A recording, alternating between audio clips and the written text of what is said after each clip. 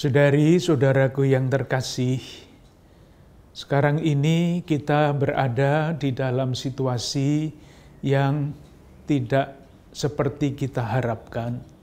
Kita tidak pernah berpikir bahwa tiba-tiba wabah virus corona 19 merebak begitu cepat, bukan hanya di Indonesia, tetapi di seluruh dunia. Sesuatu yang tidak kita duga dan mengejutkan, dan tentu saja membuat kehidupan kita menjadi dalam arti tertentu tidak seperti biasanya, tidak normal. Sudah 3 bulan kita menjalani situasi seperti itu. Semua pihak berpikir, pemerintah berpikir, para ahli kesehatan berpikir, masyarakat berpikir, keluarga-keluarga berpikir, semua berpikir, apakah kita akan berada terus di dalam situasi seperti ini? Dan jawabannya tentu jelas, tidak. Oleh karena itu, sejauh dapat saya tangkap, sekarang ini berbagai macam pihak berbicara mengenai keadaan normal yang baru. Artinya apa?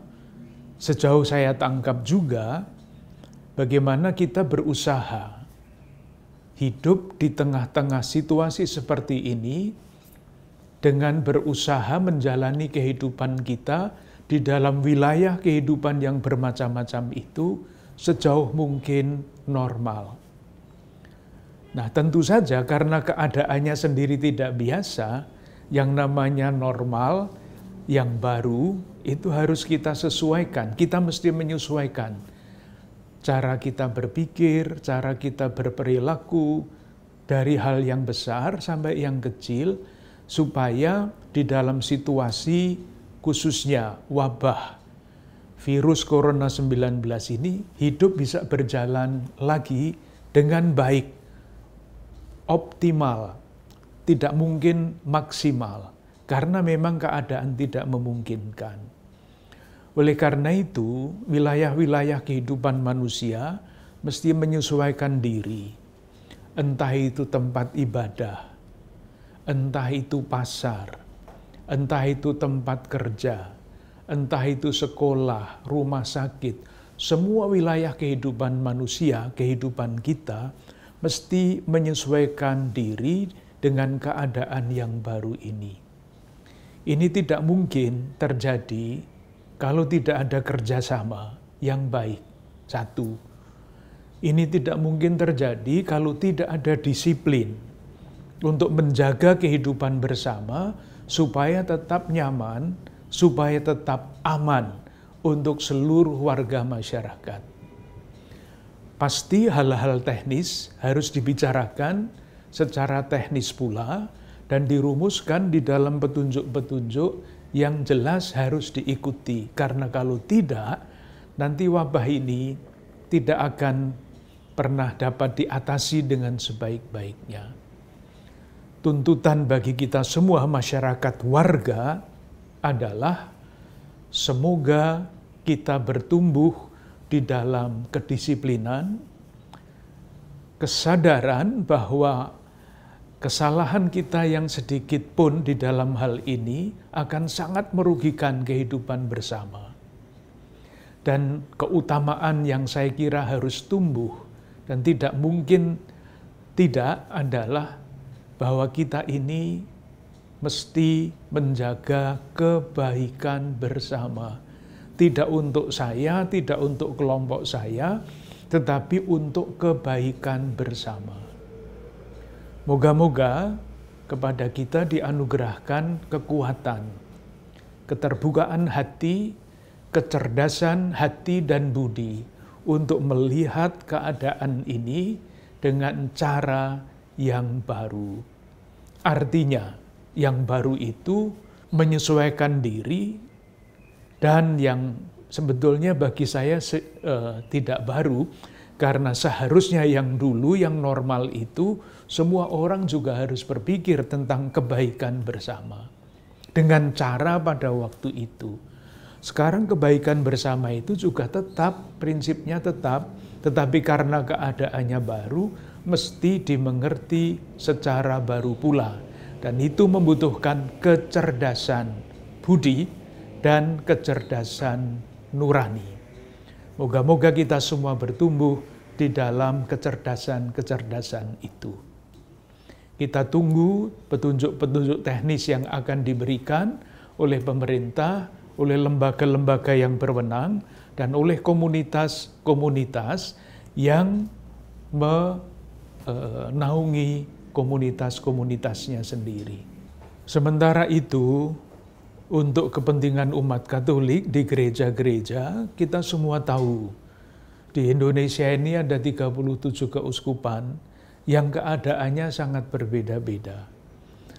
Yang bagus adalah bahwa masing-masing keuskupan sudah membentuk suatu tim untuk memikirkan bagaimana semua yang harus dilakukan itu dilakukan dengan baik.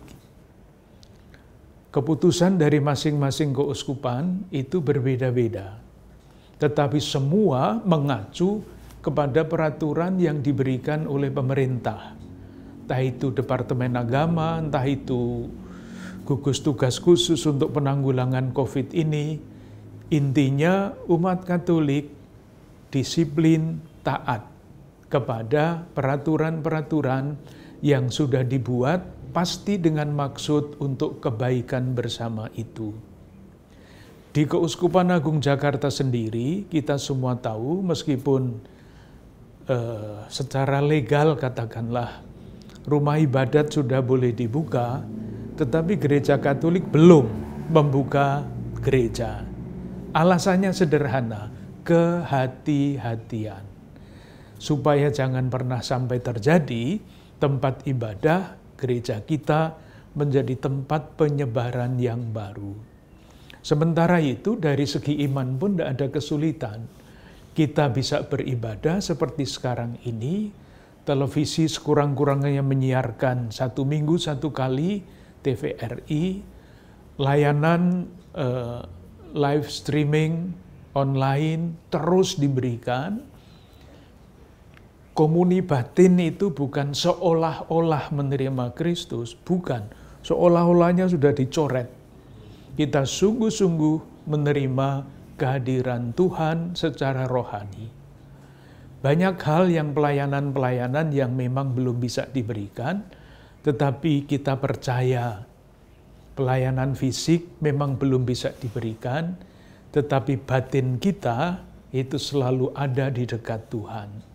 Dan itulah yang paling penting. Kita terus berdoa, semoga wabah ini cepat dapat diatasi.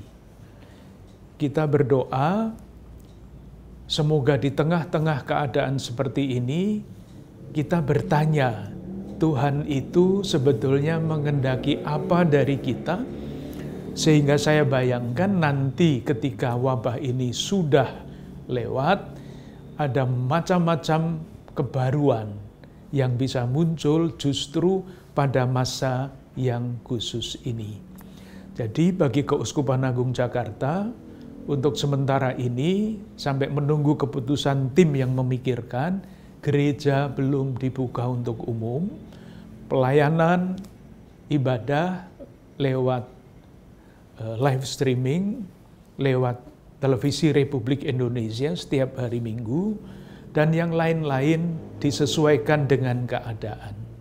Kita tetap tenang, kita tetap mencoba untuk menemukan kehendak Tuhan di tengah keterbatasan-keterbatasan ini. Moga-moga kita semua dilindungi Tuhan, salam sehat, berlimpah berkat untuk Anda sekalian, keluarga-keluarga dan komunitas Anda.